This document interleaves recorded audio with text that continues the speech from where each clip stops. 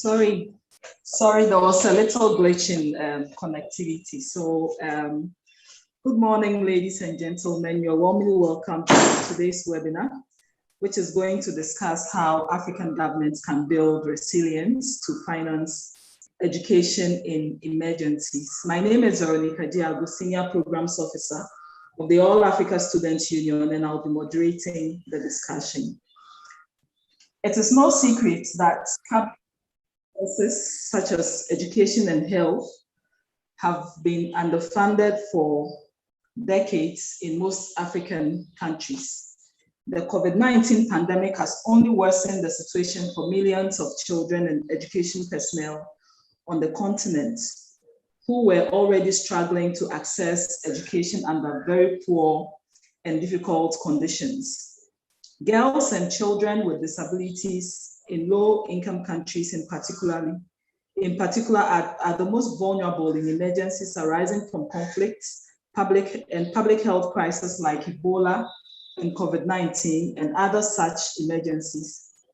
It is safe to say, based on observation and several reports on the responsiveness of governments to these crises, that most African countries are unlikely to achieve the sustainable development goals due to their inability to respond effectively to emergencies like the COVID-19 and to build the needed resilience to finance education during such emergencies. Joining us this morning to discuss how African governments can build the required resilience to finance education in emergencies are two outstanding personalities with extensive experience in academia who are also working in various capacities on the African continent. Our first panelist is Dr. Evelyn Aketsch. Dr. Evelyn A. Aketsch works with the Public Services International, a global trade union that represents over 30 million public sector workers from 700 unions in over 154 countries as the Sub-Regional Secretary for English-speaking Africa. This covers East, West, and Central Africa. She was a student leader both at high school and university, respectively. She joined the trade union at the young age of 23 years, was elected as branch chairperson by the age of 24, and eventually earned Deputy National Women Leader post, where she served until 2017 before joining the Public Services International. She is passionate about quality and access to education as human resources holds the key to unlock a country's potential and the needed socioeconomic development. She also works as a part-time senior lecturer in one of the leading universities in Uganda, that is the Uganda Christian University, in the Faculty of Business and Management. Our second panelist is Mr. Richard Appel. Mr. Richard Appel is a cybersecurity and digital forensic professional with over 7 years experience in research, teaching, consulting, and implementing projects within the information technology landscape. He is currently a lecturer at the Akenton Apia-Menka University of Skills Training and Entrepreneurial Development in the Ashanti region of Ghana. Richard also teaches cybersecurity at the Academic City University College as an adjunct lecturer. He is also an adjunct lecturer at the Ghana Institute of Management and Public Administration and the Kwame Nkrumah University of Science and Technology, where he lectures various courses in computer science. Richard serves as Cybersecurity Fellow at the Human Security Research Center, Ghana. And at the industry level, he is a co-founder and managing partner of Cerit Research and Consultancy Limited, and the CEO and principal cybersecurity consultant for Africa Digital Innovation Center Limited. Previously, he worked as cybersecurity research consultant for the African Union at the African Center for the Study and Research on Terrorism, where he had earlier worked as information technology officer. Richard Appel is also a final year Doctor of Philosophy candidate in computer science, specializing in information and data security at the Kwame Nkrumah University of Science and Technology in Ghana. Mr. Appel and Dr. Aketsch are warmly welcome to this webinar, and thank you for accepting to share your thoughts on the subject matter for today. We will begin by taking introductory remarks from each of the panelists, and then I will follow up with questions. So we are allocating 5 minutes for the introductory remarks. Then we will go on and we will have discussions, follow-up questions for about an hour, and then we will take questions from participants for the remaining 30 minutes. So I will start with Dr. Aketsch. Doc, kindly give us your opening statement on the issue of financing. Yeah, thank you so much, Veronica, and our audience at large. I'm actually privileged to be part of this discussion, and I'm honored to be part of this great movement. Now, just as Veronica has noted, the outbreak of COVID-19 has actually exposed a number of loopholes within our public sector system, especially in terms of the funding towards our public health infrastructure, as well as education system. And the global statistics in terms of the education system currently indicates that about 1.5 billion learners are currently not attending schools. And this is as a result of the lockdown, which was imposed in a number of countries. The average statistic actually shows over 184 countries went into lockdown and had to close schools. Now, the implication of this is that the government should have found alternative ways of ensuring that learners continue their education even during the lockdown itself. However, we all appreciate that as a result of austerity measures and the structural adjustment programs that were imposed on African countries since the late 1980s, has actually led to reduced funding towards public services, including the education sector. And it has also brought on board a number of private players in terms of provision of health, education, utilities, and even water. Now, what is the implication of this? The implication is that especially when private actors come in, we talk about the issue of ability to pay. So if I have ability to pay, then I'll have access to quality education in quotes, which is something that we're still debating in private access, and how many people are able to afford private education. That notwithstanding, we realize currently that even our tax base in terms of Africa, in terms of tax GDP ratio, currently stands at 17%. That is quite low. Some countries like Uganda, the tax GDP ratio is actually at 13%. And that shows you that we still have low domestic resource mobilization. One of the things that have actually aggravated the situation is the issue of illicit financial flow. The UNTAD report of 2020 actually indicates that Africa is losing close to $88.6 billion annually towards illicit financial flows. On the other hand, in terms of tax incentives, we are giving a lot of allowances to multinational corporations, especially those ones who come under economic processing zone or special economic zones. We also talk about multinational corporations. And as Public Services International, we did a research in 2019, and the research quite indicates that Ghana alone loses close to over 450 million US dollars in terms of tax allowances that were given to a number of corporations. This is an amount of money which was lost in 2017, only in 1 year. On the other hand, if you look at the case of Nigeria, between 1992 to 2015, when the Tambobeki report was actually launched, Nigeria had given tax break or tax allowances of over 12 billion US dollars, an amount of money which is able to employ over 10,000 teachers or even health sector workers. So we realize that currently as Africa, our funding towards education is actually quite low because our domestic resources are not adequate. But you can be able to find out where the leakages for us to provide a stopgap and improve the financing towards education? Thank you. Thank you very much, Dr. Aketsch. You've raised some very critical points in your opening statement. We'll get back to them as we go along. I'll now invite Mr. Powell to also give us his opening remarks.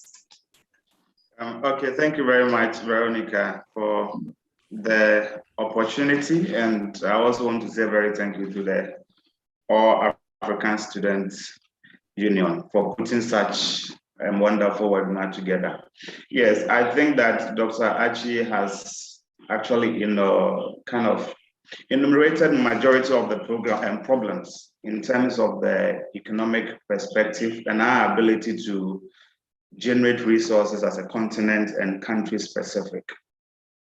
Now, the webinar actually seeks to understand how various African governments could actually finance education so as to make our educational institution resilient in emergencies. Indeed, like Doug earlier mentioned, you would notice that COVID-19 pandemic has actually exposed the weaknesses and the vulnerabilities within our educational system. One will not be far-fetched to mention that if this pandemic has continued with the wave that it came with for about a year or two, majority of our African schools would have been closed down.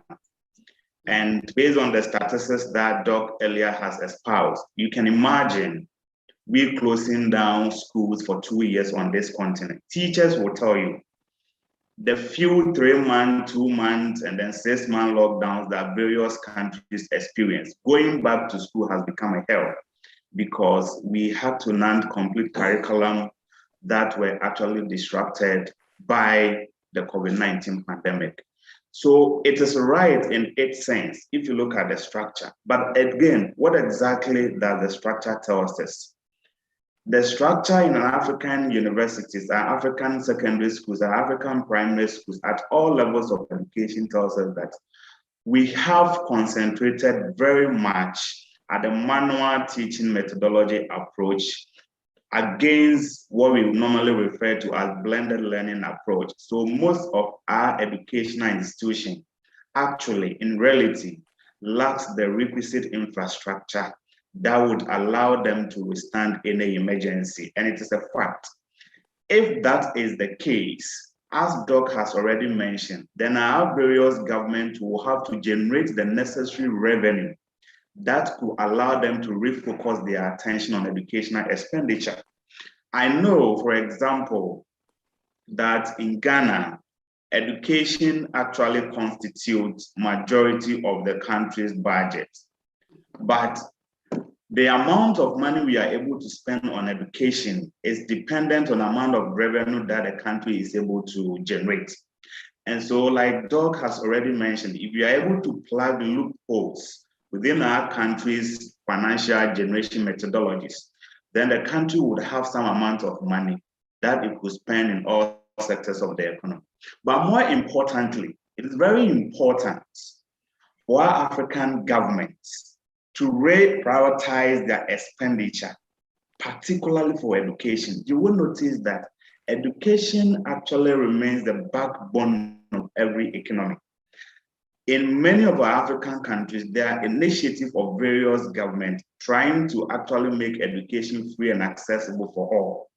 You would be surprised that even in this COVID-19 pandemic, most schools in rural communities in Nigeria, in Uganda, in whichever country, in Ghana, were actually cut off from the educational resources. And this is actually mainly because of the structural adjustment situation of our various countries. Even if we try to even use issues of television to teach kids, majority of people are going to be left out because they do not have those requisite infrastructure. So in addition to what Doc has said, as we would actually go into the question and answer session, I would say plugging the revenue loopholes are important as prioritizing educational expenditure. How our various governments spend within our educational sector is very important. At the present and at the moment, we lack the necessary resilience to actually sustain our educational system in any emergency, or should another wave of COVID actually decided to come, that would call for a total lockdown of our various educational systems. All right, thank you very much, Richard. So from your remarks and that of Docs, you have actually touched on all the key issues that are affecting the capacity of African governments to deal adequately with the impact of the pandemic on the education system. Now we'll go deeper into the issues you've raised so far. I'll ask questions, and then both of you will share your thoughts on the questions. So I will follow the same format. Doc will respond, and then you come in, or where you need to come in first, I'll also call you. So the first question has to do with the response to the COVID-19 pandemic.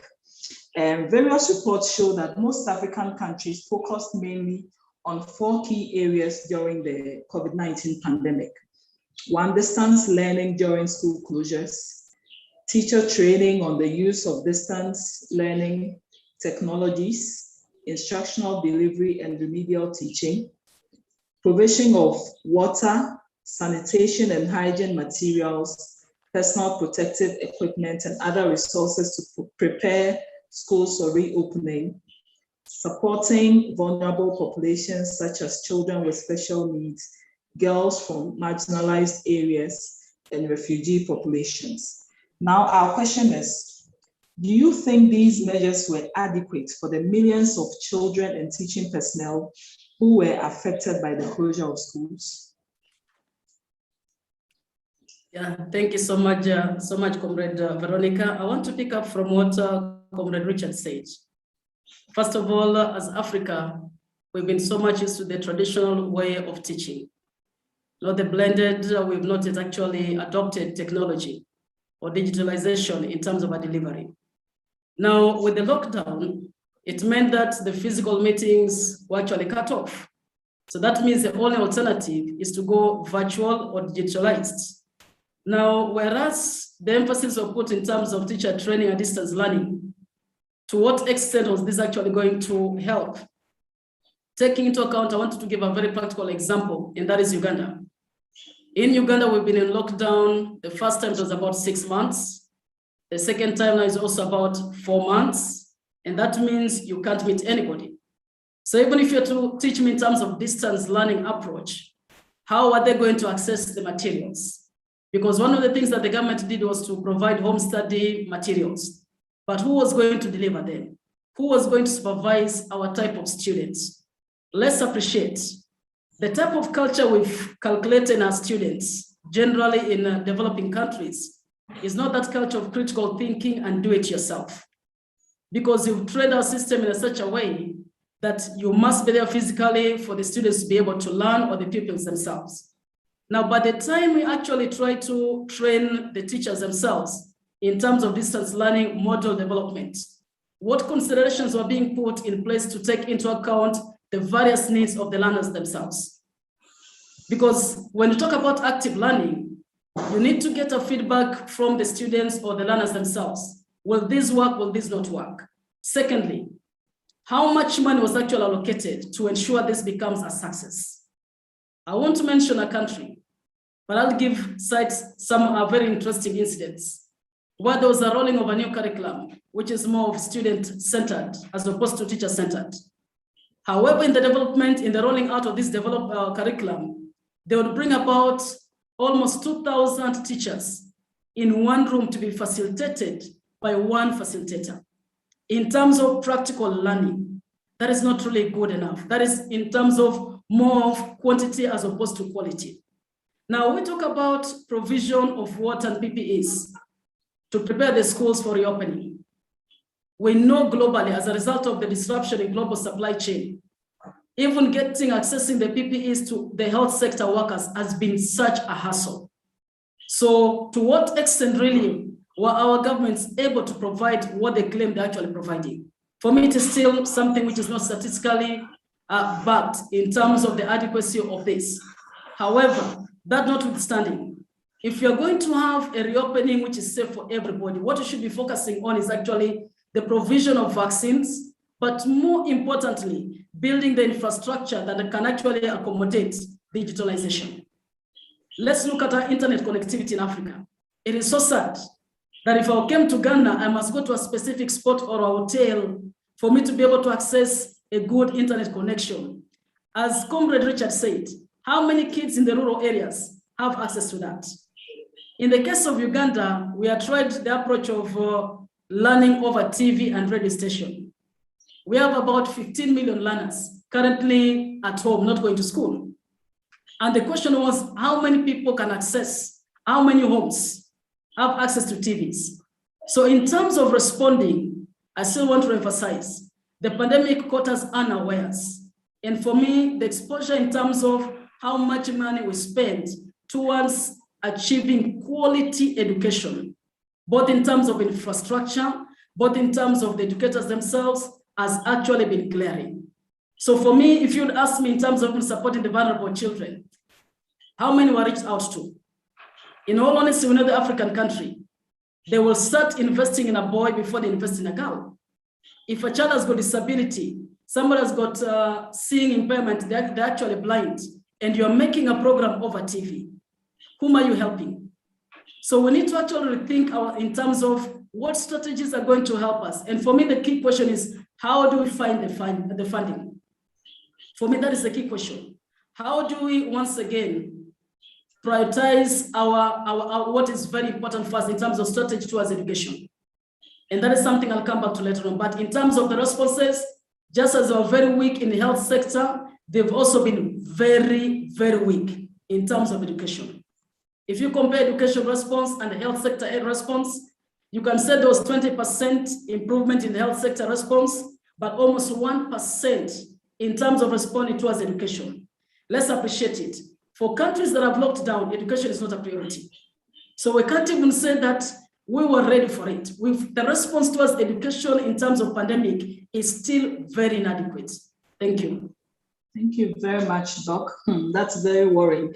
And Richard, can you also share your thoughts as to whether the responses were adequate in the face of the pandemic? Okay, thank you very much, Veronica. I think that Doc has actually raised a lot of fundamental issues. And the issues and the experiences he raised, citing Uganda as an example, I could say is applicable to most of our countries, including being the giants of our countries in West Africa, Nigeria. And Ghana, that is similarly seen as actually a very good example when it comes to democratic dispensation. You would notice that Ghana government actually took an approach. Most of the universities actually, due to the lockdown, took an approach of trying to assess virtual learning system, what you may call the distance learning system for students. But even at the tertiary level, where we seem to have students who we say they are mature, majority of the schools could not complete their curriculum. So after the lockdown, certain schools have to go back to actually go and complete their curriculum. Those schools that actually also did the learning online could actually not effectively even administer exams. That actually tells us the problem that we have in our countries. If we have a system that is working, during the lockdown, I happen to be taking up some courses in the UK. For about 6 months, just 2 weeks after the lockdown in the UK, the government actually instructed learning to be online, and every university responded. We did effective teaching and learning online, and it was as if it was real. It was as if we were in the classroom. We were able to interact with our colleagues, students. We were given assignments. We did group discussion, virtual, real. We were all interacting. I was in my room in Coventry, another person was in China, another person was in Japan, but it was as if we were physically meeting.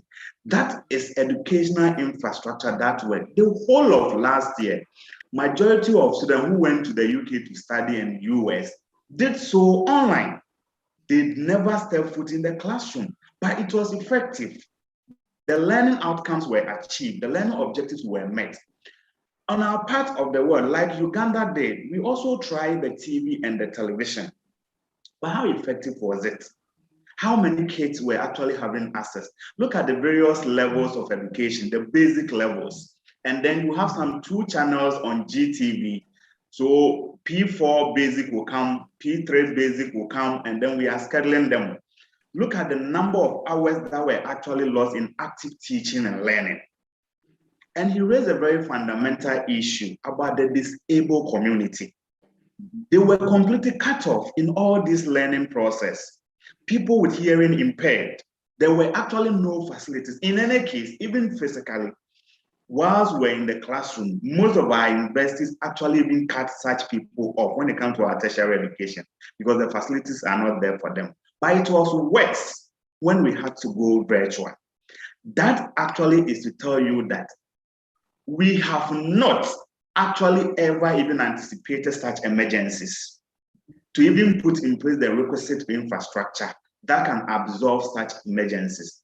And the question would even ask us, I'm sure maybe we'll go there.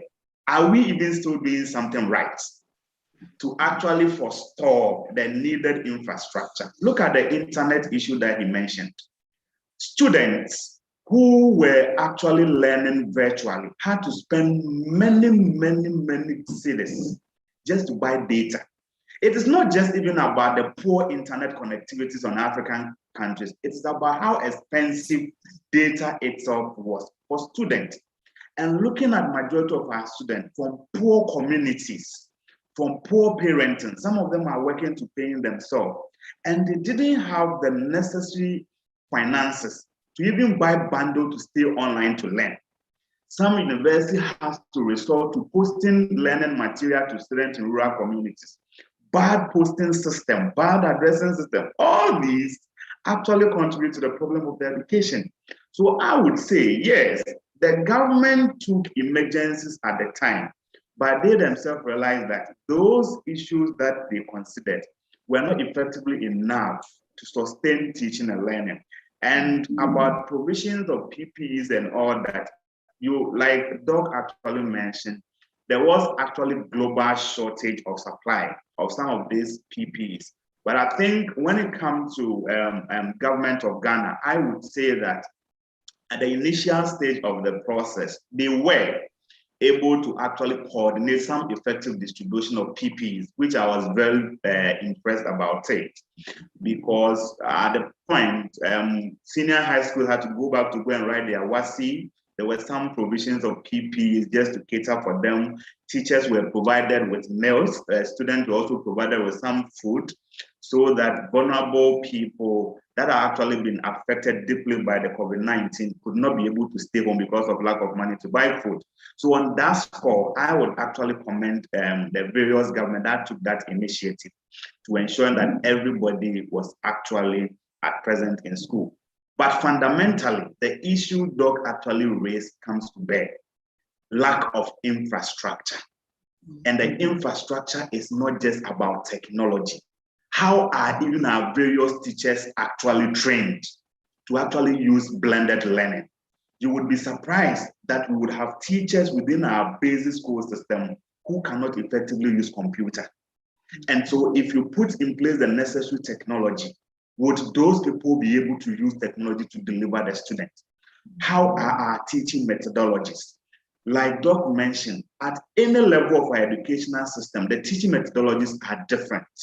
For example, if you go to the university and the tertiary level, it is actually about student-centered learning, because there we assume that the student knows something and the teacher is actually facilitating. But it's at the primary level, everything is about what the teacher knows and is given to the student. And so the two are actually not the same. And so if you don't have the requisite infrastructure, it becomes very difficult to actually ensure that your education is resilient. And as we speak, if we had not called off the various lockdowns, it would have been disastrous for most African countries. And it is still disastrous because even the classroom, it was right and proper that even in this COVID-19 situation, student capacity in classrooms are reduced drastically. But are we able to do that? No, because we don't have the infrastructure. I teach university students who are sometimes about 120 in some square feet of the classroom.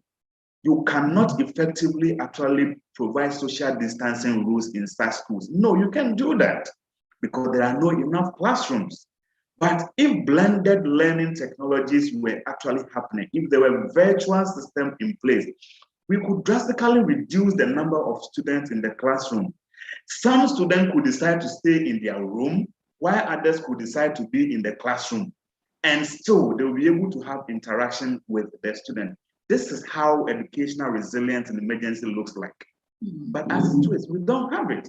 So whilst the African government tried their best in trying to sustain our educational system, we would say that their best actually was not enough. And they should look forward to reprioritizing how we do our expenditures, especially in education, so we can cut unnecessary leakages of finances in other sectors of the economy, so that we can have enough revenue to actually provide the necessary infrastructure that our educational system needs. Wonderful. Thank you so much. Wow, these are very important issues, and clearly the challenges are so many. And both Richard and Dr. Aketsch mentioned the issue of the importance of financing. And so I would go, the second question has to do with how to get the financing to address some of these challenges. Even though we also acknowledge that it's not everything that has to do with money, but we also realize that most African countries continue to depend a lot on donor support in such situations. A study by Action Aid, for instance, last year showed that most African countries were saddled with high debt levels, which is affecting spending on essential social services like education. The question is, what can we do to reverse this? Our tax to GDP ratio is so low for most African countries, it's very low, as Doc observed. We are giving away so much by way of tax incentives. We have illicit financial flows taking place, and we are losing a whole lot of money through all these avenues. How can we reverse this situation so that we get the needed funding to address the numerous challenges crippling our ability to provide quality education services? Yeah, thank you so much. That is actually a fundamental issue, because I always say that money is the lifeblood of everything. Now, what can we do? First of all, I want to appreciate your observation that African countries depend so much on aid. But recent research shows that aid towards education will actually reduce by 12% as a result of the economic slowdown in terms of many of the countries that have been giving aid. So we need to be cognizant of that. And also in terms of funding gap towards education, the research actually shows that there'll be a funding gap of about 200 billion annually for the most poorest countries globally, with Africa accounting for about 40 billion in terms of funding gap. Now, you've rightly said it. Africa is always in the race to the bottom in terms of giving tax incentives, tax allowances. Research actually shows that foreign direct investment does not consider tax incentives if they want to come and invest in your country. So the myth of giving tax incentives actually does not work. When somebody comes to invest into your country, they want to look at the security. Is the security conducive? Is there a market for their product? It's not about the tax incentive. So one way for us to generate our revenue is, first of all, to reconsider the harmful tax incentives. For instance, let's look at the mining sector. A multinational company is given a tax holiday for 10 years. Remember, mining is not a resource that will continue sustaining itself. It does not renew itself. By the time you complete the 10 years that you're given the tax holiday, the minerals are actually getting depleted, and the person will look for new ventures. So the aim of actually bringing them has not been achieved. So the first thing is that let's review our tax incentive policy. It doesn't help us. Number two, let's fight the issues of illicit financial flows. One thing we always recommend as PSI is the issue of country-by-country reporting. We know that some of the companies that come to invest in Africa decide to register their companies in the tax havens and thereby paying very minimal taxes. The only sustainable revenue is tax revenue for any country. So if you're giving out and entering into bilateral agreements with some of the companies that have been registered in countries like Mauritius, Luxembourg, among others, you are losing a lot of money. So one thing that the governments can actually do is to review their bilateral trade agreements, especially if they're with those ones within the tax havens. That is going to be very critical.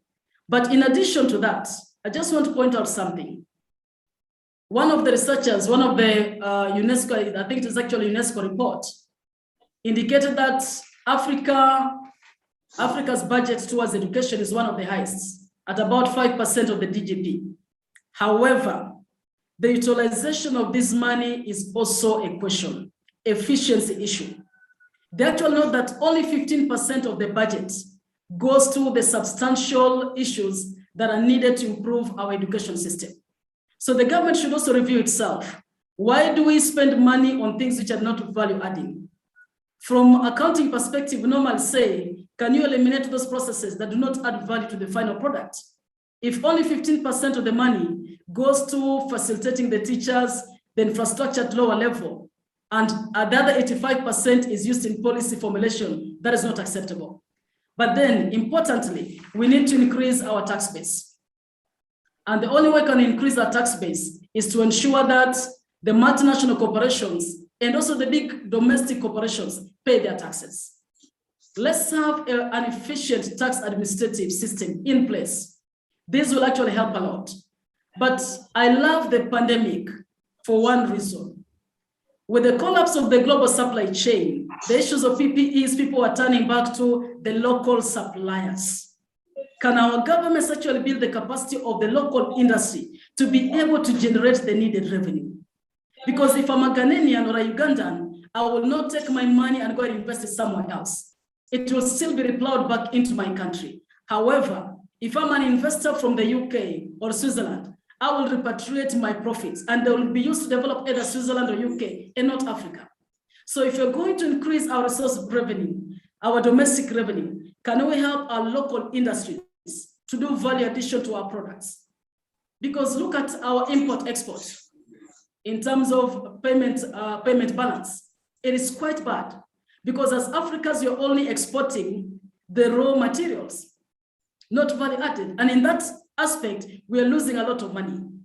I always give a very good example of coffee. Africa's got some of the best coffee. However, we export the coffee bean. Then all of us know Nescafe. Nescafe comes back to Kenya, to Ghana, and you're all rushing for it.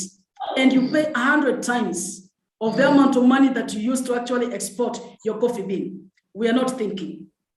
If you're going to increase our domestic revenue, then we need to actually ensure that the local production adds value to their products.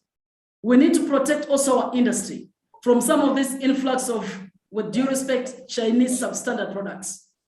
Because if we increase our capacity at the local level to generate our own revenue, then we're able to mitigate to a certain extent the illicit financial flows that are normally undertaken by the multinational corporations. Thank you. Thank you so much, Doc. Wow, these are wonderful submissions. I can see some questions coming in already. So let's take the thoughts of Richard on this, and then I'll bring up some of the questions that are coming up. All right, thank you, Veronica. I think Doc has actually spoken a lot and extensively on the economic aspect of the financing and how to possibly block some of the loopholes that could allow African government to have enough resources to finance education. I would want to say that generally, as a developing countries, our interests are many. There are so many competing interests, and which by nature of that actually kind of makes spending in various sectors compete for the little resources that we have. These are facts that we cannot take away from our various countries. We have problems, and our problems are actually financial, in structural in nature. I would want to turn my attention to ourselves. We have what we call Ghana Beyond Aid, and by extension, we are trying to do what we call African Beyond Aid. The research actually shows that we are aid dependent. This is actually even not good enough for our countries. We have to go what we call the African Beyond Aid. Now, if we want to do African Beyond Aid, then it presupposes that we ourselves will have to finance our education and still makes it resilient. Let's take the universities, for example. I believe that funding of education is actually about the institution that is established by itself, government and parents. By parents, I'm talking about citizens. We all have a responsibility towards the kind of education we want. It is about time that we have to run our university, for example, as business ventures. Our universities, some of them, I believe, would have to be given the autonomous and wean themselves from central government dependence. Our government intervention for me in terms of education would be to provide the necessary infrastructure. In terms of payment of salary to staff and all that, I know some of our universities have the necessary capacity to generate enough revenue internally to even pay for staff salaries. Because in this country, in Ghana, we know that chunk of the resources government actually gets goes into payment of salaries. The few people, just about 1 million Ghanaians that work in the public sector, takes close to about 40 or 50% of the revenue that the country generates. We cannot continue like that. And if it is so, all tertiary institutions will have to begin to think business-wide, so that government can get some laxity to actually invest in infrastructure. So are invested themselves. How are they also attracting funding? Tertiary institutions are there for purposes of teaching and research. Research that actually inform industry decision. If we are actually doing what is right, then we will be able to collaborate with industry, and industry will push some of their profits into financing some of the things that we do in our education.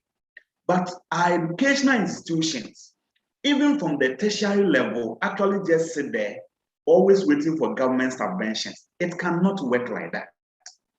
Government cannot, when we have to do research, support it. There are institutions that have monies that want people to conduct the research for them. Our industries, if we are actually trying to bridge the gap between industry and academia, then our university will become more or less like business hubs, where solutions to industry problems are found. And by so doing, I believe we will generate enough resources. Some of these industries, I believe, could even put in place the necessary infrastructure for us.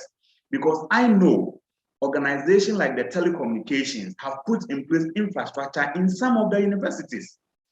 Various companies, various manufacturing companies could actually put up infrastructure in our various universities for purposes of researching that would allow the people to actually use those infrastructure. And by so doing, they'll be building our universities. So I believe that as we advise governments, we ourselves, educationists, educational administrators, management of our educational system, would have to do something to make ourselves sustainable, because it is a fact the limited resources that our governments are generating cannot continue. Look at the UK, for example. You realize that the UK is the hub of education, and it is, where is the UK getting a lot of its money from? It's from people repatriating to their country to go and have education. Do you think that if we have put in place the necessary structure and have education that is fit for purpose in our various countries, our citizens would love to live outside our countries to go and have expensive education outside there? Mind you, the amount of money that Nigeria actually spends in UK on education of their citizens sometimes is even more than the budget allocation for the education in their country. Why is this so? If we have the necessary infrastructure, could that money actually even stay? And I know even how much Nigeria spends in terms of foreign education in Ghana is sometimes more than 50% of the education budget in their country. You can imagine how much Ghana also spends on education outside. Do you think that if we have built requisite institutions that is fit for purpose, that is practical based with the necessary infrastructure that support teaching and learning, aren't we going to be proud to stay in our individual countries to have the education that we have, other than going outside for education that is tailored for their economy? And then we come back to our countries and we are not able to implement most of the learnings that we have done. So let's actually also look at our various institutions that have been put in place to facilitate education. What exactly are we doing? We are doing internally, we are generating money internally. How effective are we using the money? How are we attracting funding from outside? How are we attracting funding for research? How are we attracting funding for infrastructure and education? I believe if we do this, the little that the government gets could actually be put into adequate infrastructure. For me, at this level, I believe some of the universities we have in our various countries should be in the capacity to even pay for the salary of their workers, so that government can focus. And when government begin to see this from our educational institution, where they see the educational institutions are profit-making organizations, I believe government will actually also rekindle itself and also provide the necessary attention that our university needs. So our university administrators will have to begin to think like businessmen and women. They are not just there so that they are receiving salary at the end of the day. We are supposed to administer the university to be resilient and to be sustainable on its own, even with or without government intervention. But of course, I do recognize education is actually an expensive thing. I know, for example, in Ghana, a lot of our budget expenditure goes into education. But like Doc said, the money itself is not enough. How do we get enough money for the education? So we continue to lack the necessary resources in our various education because we don't have the money. And there was also competing interest for the money. Look at health. Health is another critical sector. And this pandemic has taken a lot of resources from our various government to health, because government need to ensure that the citizens are safe. And so by so doing, education will have to suffer opportunity costs. And so that is why I call certain levels cannot be self-financing, like the primary and secondary or all that. But I believe our various tertiary institutions will have to be innovative enough to also generate necessary resources that will make them sustainable and win gradually themselves from government's continuous subventions.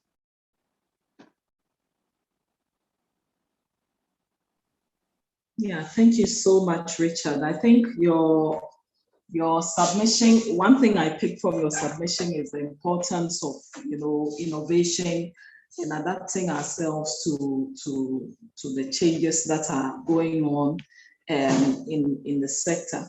And I would like to bring in our participants at this point. I see some comments in the chat, and I would like to get to them quickly. We have Simon, Edu, Safo, brilliant submissions from Richard and Evelyn. All right, then we have Sharifa to Edie asking, so she's saying, great submission discussion so far. I'm very much interested in how student unions can engage or be engaged in helping African governments to use more sustainable means of funding for education. Can you share your thoughts on that? How can students or unions be involved in bringing the necessary reforms that are needed to build a more resilient and financing system for the education sector? What rules thank you so much. I think that is an amazing question. First of all, as students, we still have the responsibility to ensure that the inadequate resources we have are being used prudently and for the purpose. One way is to actually campaign against the prevalent corruptions in African governments. As unions, you have the power to call upon the governments to actually deal with the corrupt people and also plug into those areas that give people opportunity to embezzle our money. Whereas it is actually shown that corruption only contributes to 5% of illicit financial flow globally, but is the greatest facilitator of all these things that we have. So one thing we can do as student leaders, can we join the campaigns against corruption? Because corruption makes Africa to bleed in terms of diverting money that could have been used for better purposes like improving infrastructure. It goes into the pockets of the individuals. Another way is to be part of the current tax justice campaign and social justice campaigns that actually call upon the government to prudently allocate their resources. I want to give a good example. I think Richard pointed it out, and that is budget allocation. In some countries, the budget towards security is always almost double that one of education. For Ghana, I must applaud you because you are doing quite well. However, in other African countries, normally the budget for security is higher than the one for education. So are we able to reallocate this money? We need to engage ourselves in public debates. Why do you need a military budget or security budget, which is twice the education budget, yet education is the engine of development? We need to get ourselves engaged in this debate here with the government. Are we able to reallocate some of this money from either military or security budget to finance the gaps that we currently find in education? But also, as Richard said, we as the students, we hold the future in terms of unlocking the potential that the education sector has. We should be willing ourselves to ask ourselves, how are we going to change the narrative of education in terms of critical thinking? Mr. Richard will agree with me that most times as lecturers or as educators, when I give a student an assignment out there, they'll want to do copy and paste. We don't put our minds into critical thinking. It's within the ICT. Are we able to create innovations in terms of that will solve the current education challenges and make it simple that even if I do not have access to internet, the type of innovation you're going to create as students is able to allow me to access that platform even outside internet connectivity. So as students, our role is actually to be partner, not only with the government, but also with the various stakeholders from either secondary level to university level to bring in new innovations. That's why if education is not able to help us change the way we think and handle today's challenges, then we've lost as Africa. I want to agree with what Richard said. You know, UK has invested, and I was hearing a conversation, a speech which was given by your former Assistant Minister for Education. I think she should now be the full Minister for Education, who came from the US. And the counterparts from Singapore told them we're at the same level 50 years back. What changed is that we modeled our education system to address the needs of our country. And that is where the students come in. No matter how much the educators would want to change the system, but the students themselves do not get tired of the status quo, then we won't have change in terms of developing the type of education system that you actually want. So in brief, the students' body can either be part of the tax justice campaign or social justice campaign, be part of the people are calling for elimination of corruption, but more importantly, let's be innovators, be thinkers.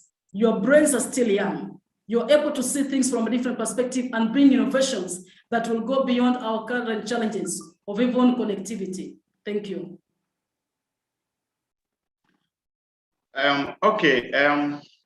Yes, I would just have to add something to what Doc has mentioned. Indeed, in the various institutions, there are two main actors that you find, the students and their facilitators. And so, for example, at the tertiary level, we say that students are the junior members of the university in statu populari, whereas lecturers are the senior members. It means that there are two members of the university, the junior members and the senior members. Students are the most important stakeholders in our various universities because they are the direct beneficiaries of every system. They are the direct beneficiaries of every policy, and they are direct beneficiaries of every guideline that are put in place in our various universities. And so they have a bigger say in what should happen in our various universities. And because every student cannot get up to say whatever they want, that's why they have unions. that is supposed to actually represent them.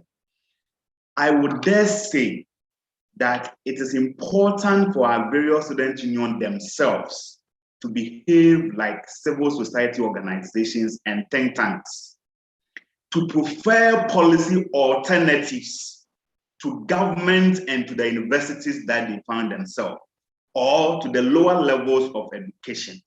Almost every African country has a national union. These national unions are actually supposed to be think tanks of education in their countries. But what do we see?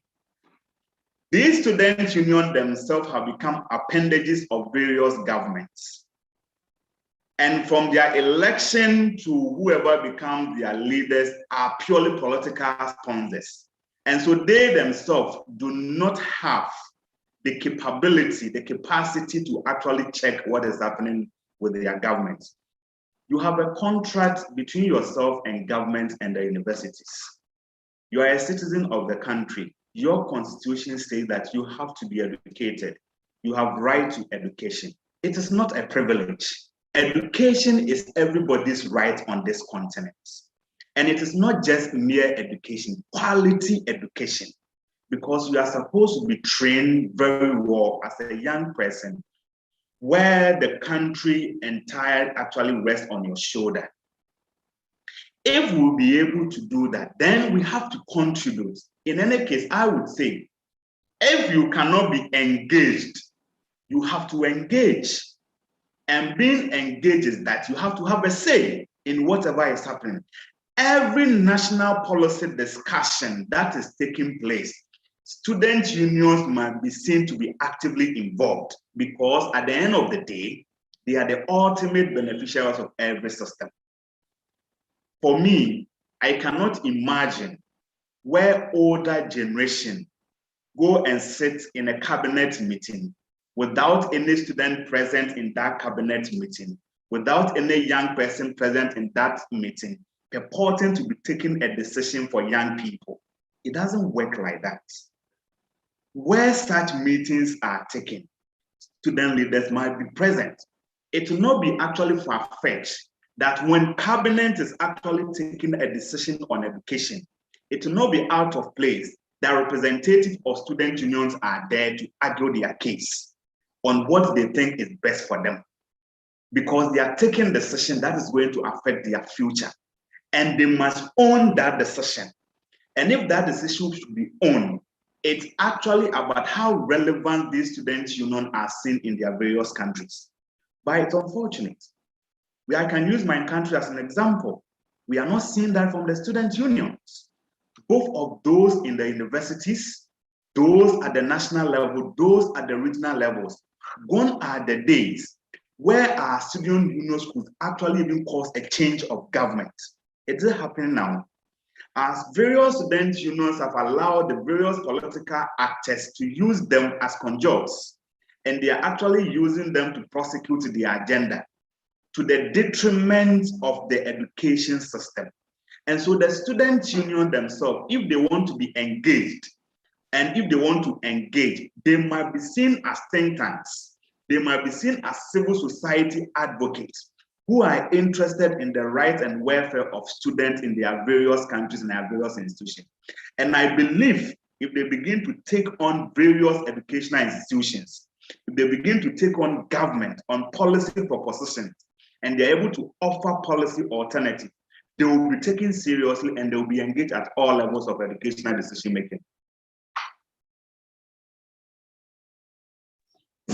That's a powerful one there from Richard. Thank you so much. I'll move on to Daniel Owusu, chairman, saying he is a lecturer with the Methodist University College, Ghana. He is saying the question of financing education must start with promoting the concept of entrepreneurial universities. For the last 2 years, he has raised what, 1 billion cedis for his university. Besides, he has a project that is turning students into productive ventures, that is converting their research and innovation into marketable products. I think Richard said something similar in his submissions. They need to harness the knowledge available to raise funding for universities. Daniel also, I think the same person says if universities in the developed countries, they come out with a groundbreaking products, making them financially sufficient. We have a lot of problems in Africa which universities can take advantage of. Then Simon Edu Sapo has a question. He says, what are the sustainable alternatives African governments will be able to increase development initiatives to help curb educational problems? And honorable panelists, it's not very clear. I don't know if it's clear to Doc and Richard, but he's asking about what sustainable alternatives African governments could consider. I know you've already pointed to some, but if you have any more that you want to add, you can quickly add that. Before I bring the last question, I have a question around public-private partnerships. There are some people who believe that the answer, or it's one of the answers to the challenges facing the educational system. I want us to look at that. So if you can quickly speak to Simon Edu Safo's question, then we can look at PPPs as a funding mechanism.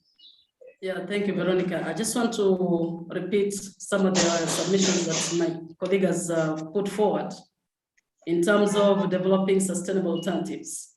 I want to give an example of Makerere University. Now they have the College of Engineering, Art and Design.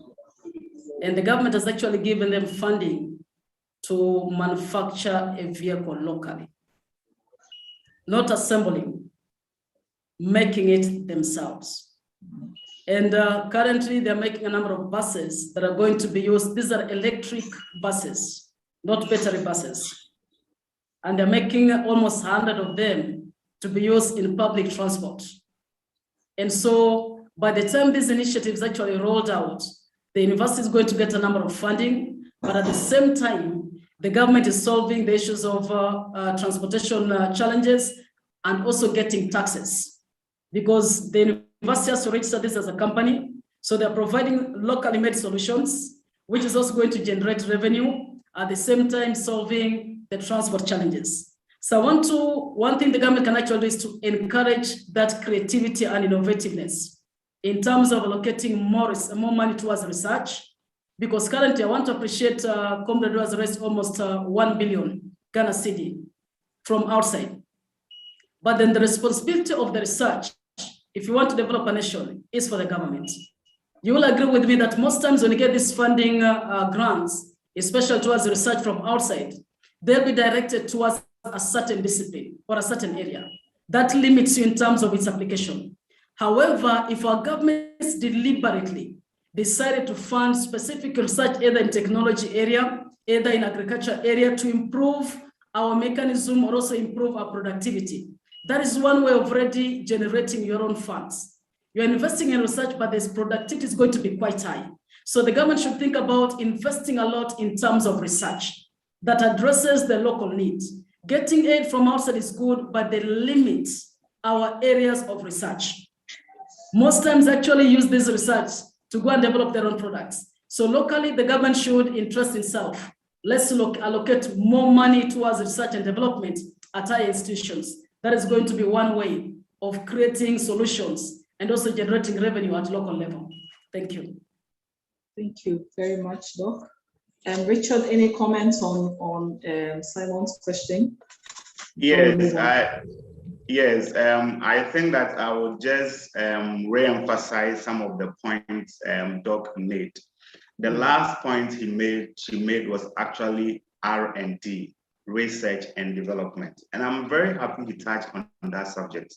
Mm-hmm. Currently, how much government of Ghana even spent is less than 1% of the country's GDP. And in terms of Africa, Ghana happens to be one of the highest countries. So you can see what is happening to the other countries. I have been very proud. You see, she mentioned Makerere University in Uganda. If you are talking about first 10 schools in Africa. They will fall within the first 5. They are, when it comes to pandemic, fighting, disease control, you can't take Makerere out. Even the developed world actually see them as an area for fighting health issues. They have developed the capacity for themselves for vaccine development and public health, emergencies and all that. Makerere is actually on top. And they have been able to actually cut that niche for themselves. That when it comes to health research, health policies, emergencies, pandemic, they are there, epidemics, they are there. They are one of the very good universities. But these and others can actually be achieved through research. Without research, nothing can be done. Every policy, I would say that most government policies are supposed to be research-based. And so if you are not focusing on research, how do we then get the necessary solution to our problems? Because I believe that we need African solution to African problems. Like you mentioned, majority of the fundings that come to our universities are doing research in solving problems in the donors' economy. They come for the solution. The solution in itself cannot be applicable in our economy. It is for their economy. Because every donor dictates what the money could be used for. And every donor that is coming actually tells you its aim and the objective. He comes for the solutions here and implement the solution in their countries. So we keep doing research in our various African universities that are solving problems in countries outside our continent. That is actually not the way to go. We would have to begin to research on problems and find solutions to problems that are pertaining to our countries. Thank you so much for very, very important submissions and gives there's so much to chew on and to reflect on based on what you have shared today. And I'm beginning to think that there's a need to organize other discussions on specific areas that have issues that have come up today. But because our time is very limited, I'll move straight to there seems to be a proliferation of public-private partnerships with the intention to increase access to education in most African countries. And it's been argued that this will help to cure governments' inability to raise enough revenue to provide educational infrastructure and support, some of these research and development and other things. However, in the face of the pandemic, we realized that these low-fee schools that have come up at the basic level were hit very hard. They were very vulnerable to the impact of the pandemic, and it puts the children, millions of children, at much greater risk of staying out of school as compared to the public schools. In light of this, what are your views on public-private partnerships as a model for financing education delivery in African countries? Are you in support of it or not? And what, if you are not in support, what are the alternative approaches that could be explored? Yeah, that is an interesting question, and it's always a very interesting debate. Yeah. First of all, I want us to appreciate the levels of education. We have the basic education, which is actually fundamental human right that cannot be left to the hands of the privateers. And that is the lower levels of education, the primary and also secondary school. Now, I want to give a good example. When there was this lockdown, a number of private schools were closed. Many of them had actually gotten loans from the banks to finance the infrastructure, among others. And so with the closure of schools, that means that the stream of revenue was not coming in. So a number of them actually decided to sell their school property. In Kenya, there are about 3,000 entrepreneurs who are to sell off their school property. In Uganda, we have the same thing, that they're actually asking for bailout of about 20 billion Uganda shillings. That is something like about, on average, about $500 million US, to be able to pay off the debts. Now, that shows you one thing which is very important. Government cannot get out of the business of providing basic education. Actually, the report of UNESCO shows that by the end of this pandemic, close to 11 million children will never go back to school.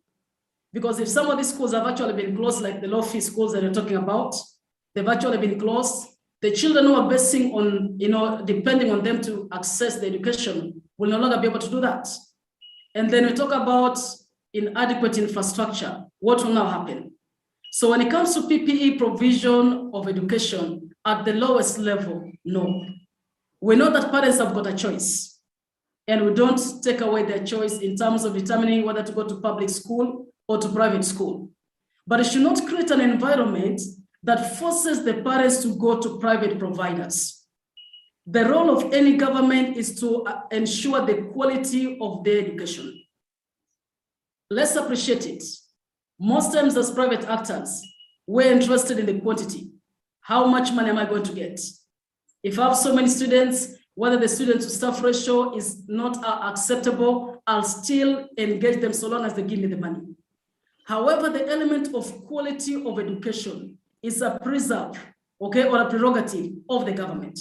So at the basic level, both primary school and secondary school, I strongly advocate, let the public schools be managed publicly. If the private actors want to get themselves into the business of education, let them get their own funding. Let's first of all appreciate what is the model of PPPs. The private-public partnership means the government picks some money and facilitates the private actors to offer the service on their behalf, using the taxpayers' money. So I pay my taxes for the government to give a private actor, who again is going to charge me another fee to go into that same school where my taxes actually finance. That is not acceptable. If I decide to go to a public school, my taxes are already being used to pay the teachers. Leave it as public. If the private actors want to offer the basic education or secondary education, let them offer it at their own cost, not at taxpayers' money. That is where the challenge comes in. I want to give an example. You go into PPEs into either high institutions of learning or lower institutions of learning. When there's pandemic like this, the government will still have to pay off those loans using the taxpayers' money. And that is our challenge with the PPPs, the public-private partnership. The element of taking the taxpayers' money to actually give finances to a privateer whose main aim is to make profit is not acceptable. We know that in Africa, we have the liberalization of capitalist type of economy. Allow the privateers to invest their own money. Do not pick our taxes to actually give to them to provide what the government can do. I want to ask a simple question. Why should the government pick the same amount of money that they want to give to the privateers to improve our infrastructure? Knowing that we spend a lot of money to educate the teachers in public universities, or even in some of these teacher training colleges, why do we still spend again our money to go and give the privateers that money? Let's use that money for public. If private wants to come on board, let them sponsor it with their own money. From a business perspective, you never go into a business you're not going to make profits from. So you should be able to know, do I have the capital to go into it? So in terms of basic education, we should not be using our funds to give to the privateers to give us education. We can have the two players, but let's separate the public funding in terms of being given to the private hands. That is my submission. Great, wonderful, wonderful submission. Richard? Thank you very much. I think that Doug has actually delineated the various types of education. I mean, the basic and then the pre-tertiary and then the tertiary level. This is how I personally view the public-private partnership when it comes to education. Like she rightly mentioned, private individuals actually go into this as a business to make profits. And we all know that for me, issues like education, security, and health cannot be left in the hands of a private individual, because this is at the core structure of every country. And so these are actually things that the various governments must own. For me, issues of employment, I could say, could be left in the hands of the private individual, because it is not a business of government to actually employ the citizens. The government will have to create the needed environment that will create a conducive environment for private individuals to actually have business that will have to strive in the economy. And by so doing, they would employ. No government anywhere in the world has been able to employ majority of its citizens. These are actually left in the hands of the private individual, and government creates the needed environment. However, when it comes to education, health, and security, I believe these three things are fundamental to the core functioning of every country, which government cannot leave that in the hands of the private individual.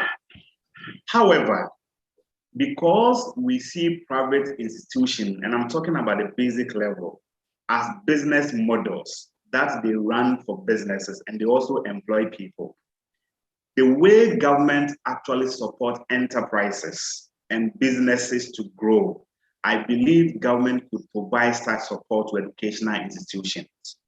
And such support could actually be in terms of tax incentives. So, and that tax incentive should come with strict conditionalities. If government decides to grant tax incentive to educational institutions, the government will have to get the necessary mechanism in place to ensure that that tax that it granted to that private institution is gone back into their infrastructure. Because at the end of the day, the quality of the human resources are fundamental to the country's functioning. And so if private individuals are providing education, government will have to be interested in the kind of things they are doing.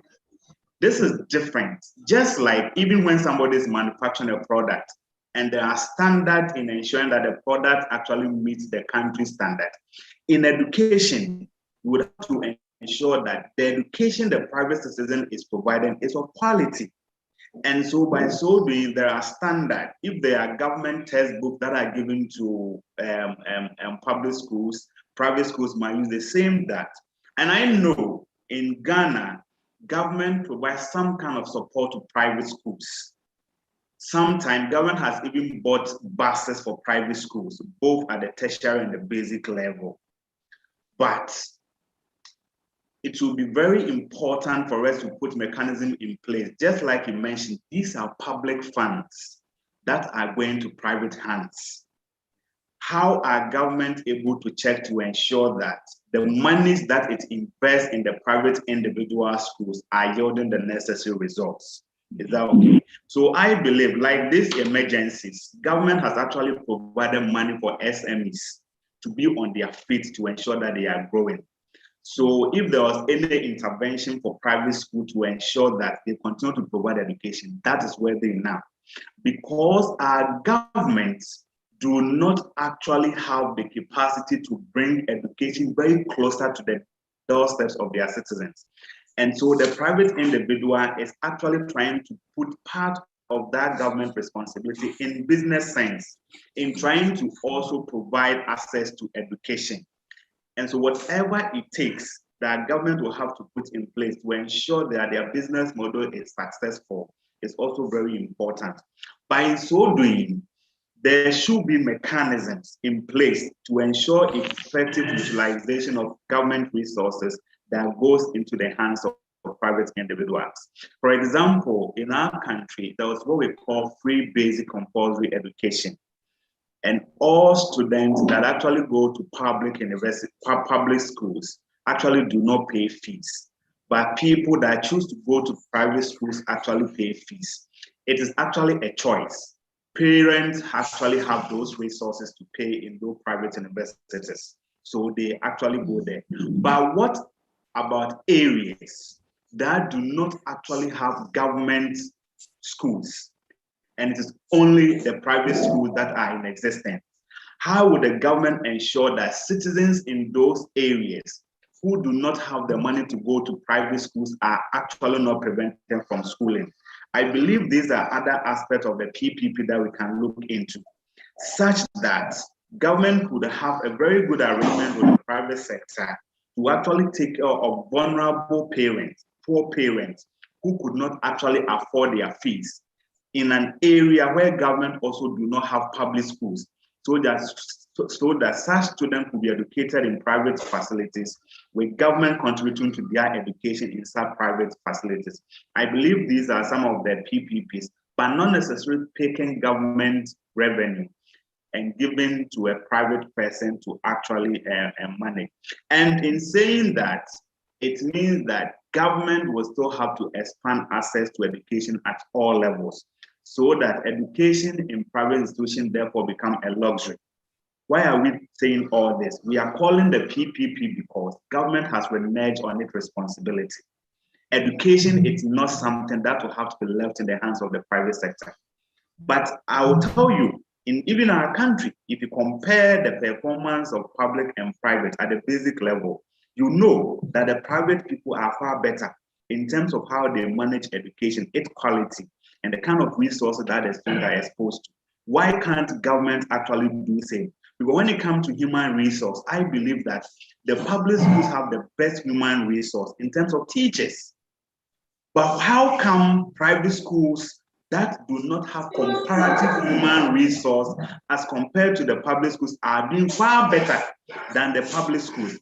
Why is it so? It's about the mechanism that the private people have. So why can't our administrators in the public schools treat our public schools as private business and run it as a business just as the private individuals are making? So the issues are actually multifaceted. But where I believe it is only private schools that can grant access to citizens where there are no public infrastructure there, then government could have some kind of arrangement to ensure that citizens in such areas are not denied of education. Thank you so much. I think we are almost coming to the end of the discussion, but I would like to ask a follow-up question before we move to concluding remarks. Most education advocates have focused on the share of the national budget spent on education as their main argument, using the 20% benchmark given by UNESCO as the indicator of good practice. However, we've already noted that most of our countries have very small GDPs, so we have a small pie, and we want 20% of that small pie to go to education. Meanwhile, other sectors are also fighting for a percentage of that same pie, that same small pot of money we have available to address issues, equally important issues in their sector, such as health, social protection. My question is, how then do we work together to address these multifaceted issue, in a strategic way, so that we are investing in education, but we're also tackling the health issues, we're also tackling the social protection issues, so that we have a holistic, approach to addressing the problems and not just focusing on one sector, because we don't have the luxury of a big, pot of funds to address all these as standalone issues or areas. So how do we work together to address some of these challenges?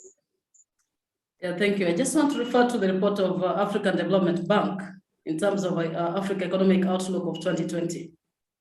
They actually said that Africa spends average of 5% of national GDP on education, which is slightly higher compared to other parts of the world. However, there is a rider, okay? Africa remains the world's least efficient region in utilizing education spending. In one country, they actually say that out of the total budget, only 15% is spent on the ground in terms of paying teachers, in terms of infrastructure, in terms of money that goes to students themselves. So for me, the starting point would be, can we do a research and document? If Ghana has allocated, let's say something like about 7% of the national budget to education, that money is spent on what? And what is my justification? Let's look at the current COVID response in terms of financing. Many governments are spending money on implementing the restrictions and curfew compared to the amount of money they're going to spend on vaccine. I want to give a good example of Uganda. They got a budget and 140 billion Uganda shillings was spent towards enforcement of curfew restrictions. And only about 5 billion shillings was spent towards PPEs. Where is our priority? So for me, the beginning point is that we should have, a research, deliberate research to identify where does this money go. Sometimes much of the money spent on issues of policy. Okay, we're doing monitoring and education, Directorate of Quality. So there's a lot of money being spent on transport and per diem to ensure education standards compared to paying the staff. Comrade Richard said that, the private actors perform better. Can I tell you why? They pick your best performing teachers from the public school, go and give them top up, and they concentrate on their students and get the results. They don't employ their own staff. They pick your best teachers from the public universities, from the public secondary schools, from the public primary schools. And they give them top up compared to what the government gives them. And they give the entire heart. I always say, if you pretend to pay a worker, they'll pretend to work. And the result is mediocrity in terms of the final product. Thank you. Thank you so much, Doc. Wonderful insights there. Richard, any comments on that? Yeah. Yes, you see, Dr. Aketsch actually raised a very fundamental issue. Let's even assume, without admitting, that every government within our continent spends exactly 20% of their GDP on education. Where is that money going? You will be shocked that a chunk percentage of that money is on policy, meetings, discussions, forums. And teachers' development is actually far somewhere. Infrastructure is far somewhere. Is that okay? So the 20%, I believe, is actually just not enough on the face value. Like you mentioned, I think that this actually calls for research, and I've become very much interested in that. We should be able to hold our various governments to know where are those expenditures going. Where are those expenditures going? Yes, we have limited resources, like you mentioned, and I've always mentioned that these are things that we have to recognize as Africans, that our various countries have issues of finances. We have not been able to generate enough revenue to solve many of our problems. And so there are competing interests for our finances, the little that we do. So health, for example, is competing with education. Like Doc mentioned, in some countries, education is competing heavily with security. But you see, all these problems that we have actually boils down to education. If we have an educated population, if we have a country whose education is quality, your expenditure on health will decrease. If we have a country whose population is highly educated, security situation will reduce in the country. And so every problem becomes cyclical, and it will actually end up being pointed to education. It is therefore not out of place if a country begins to send back or bulk some of its resources on ensuring that its citizens are effectively educated, and they are providing them with the necessary and the requisite education that will actually make them good citizens to solve the various problems that we have. But we shouldn't elude ourselves of the fact, where is the money going? We will approve 20% at the top. By the time it gets to the district level, it is left with just 1%. These are the issues that is happening.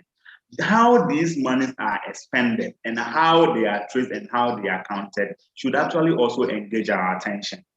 And so as we begin to advocate for more budget allocations for education, we should be interested in knowing where that money is being spent. I believe that if we actually even know where it is being spent, we may not even be actually advocating for more, because we would end up realizing that we have more, but it is wrongly being spent. Wonderful, wonderful. I think the insights you've shared today are absolutely wonderful, and there's the research is something that we should all be interested in going deeper into some of the areas raised. Of course, collaborations with organizations that are already doing this could be explored. So we are concluding now the webinar. I don't think I need to go over everything again. So if there are any concluding remarks, if you want to say something as your final statement before we leave here, then you are welcome to do so before I say goodbye to our participants. Yeah, thank you so much. Once again, I want to appreciate the Global Student Forum for the invitation. But let's remember that education is the key to our development. And as citizens, as students, we must actually take keen interest in terms of how is education being funded. And for me, the critical bit of it, I've gone to Makola Market and I see the women who carry the luggages on top of their heads. And you look at the type of life they're living, it's not acceptable. Because maybe if somebody gave them that opportunity to get educated, they would have actually developed skills that are always normally exposed every time we acquire knowledge, and would have a different Makola Market. Would have a Makola Market where there's a lot of innovation, there's a lot of creativity, instead of carrying those luggage. For me, it is not acceptable. So even as we discuss all these things, our government should actually know you can invest a lot of money on the road infrastructure. The multinationals will come and use it. They'll take back the money to their country. Your people will actually remain the same. So the same way we put interest in terms of building the road infrastructure, talk about our airports, can we have the same zeal towards investing in our own people? I always tell people that the only inheritance somebody can ever give you is not land. Let them give in the inheritance of education and knowledge. You are able to emancipate yourself. But this cannot be done if the government that is charged by that responsibility, taking deliberate efforts, first of all, to remove the leakages in terms of corruption and inefficient use of even the little money that has actually been allocated towards the education budget. So I want to call upon all of us. Africa will not develop without education. And it's not about the quantity. We can actually clap our hands that you have over 20 million children currently being enrolled in school. Which type of education are we giving them? Are we creating robots, or are we creating voting machines who are not able to question some of the decisions that the policymakers and our governments actually impose upon the children? Let's talk about the infrastructure, but at the same time, the quality of education that is able to make our children challenge some of the policies we want to bring down on their throat. Thank you so much. Thank you very much, Doc. Wonderful submissions there. And we are very grateful for making the time to share your insights with us. Richard, your concluding statements. Okay, thank you very much, Veronica. First of all, I would want to say a very big thank you to the All African Student Union for the invitation, and then the Global Student Forum for such a wonderful program, and then inviting us to actually share our thoughts on how we can actually build resiliency in our various educational institutions. And then I would say that any country that actually failed to spend its vast resources on its youthful population would actually be forced to spend same resources in fighting insurgency and actually fighting security issues. So it is not out of place that Doc mentioned that majority of countries, and I can say in Nigeria, bulk sum of their resources are actually voted to security, because the country in the past failed to spend bulk sum of its resources on its youthful population. And any country that do that, this is a formula. If you shift spending on your youth in the future, you will actually increase your funding on security issues, because you have actually failed to develop your potential, your human resources, and they have become the problem that you face. Like I mentioned, education remains the basis of everything that we face in our country. If you have a highly uneducated population, you will have highly unemployed population. Because if we are able to provide the needed quality of education for the young people, They would actually grow up to be innovative, they will own their own businesses, and they will not actually turn back to government to provide them with employment. And so that I would say that let's take advantage of the pandemic, the problem it came with. The pandemic is going, it's as if that we are forgetting what we went through. It is not right.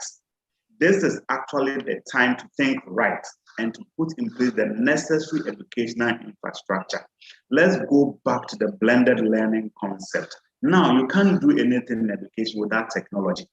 Educational technology and instructional technology should actually form the basis of education in our African continent. And if it happens so, and next week there's a pandemic that calls for our educational institution to close down for 1 year, we still be able to provide education for majority of our citizens. Thank you. Thank you very much, Richard. I'm going to close us now since we have exceeded our time. So Dr. Evelyn Aketsch, who joined us all the way from Uganda, and to Mr. Richard Apau for spending time with us today. I think considering, looking at the feedback from the participants, the discussion went so well, and we really appreciate the knowledge and insights you've shared with us again. Clearly, like I've repeated again and again, there's a need to continue this conversation. We will find appropriate time and platform to take this conversation forward. More importantly, like you said, as student unions, we need to get involved in the conversations at the various levels and propose alternatives, because the students are the direct beneficiaries and the most important stakeholders in all of this. So I extend appreciation to the participants as well, spending your time with us today to learn something from our panelists who joined us today. And I hope that going forward, you're also going to take actions to help address the situation we all find ourselves in. I wish you a very wonderful day, and we'll meet again sometime on another platform. So thank you. Thank you.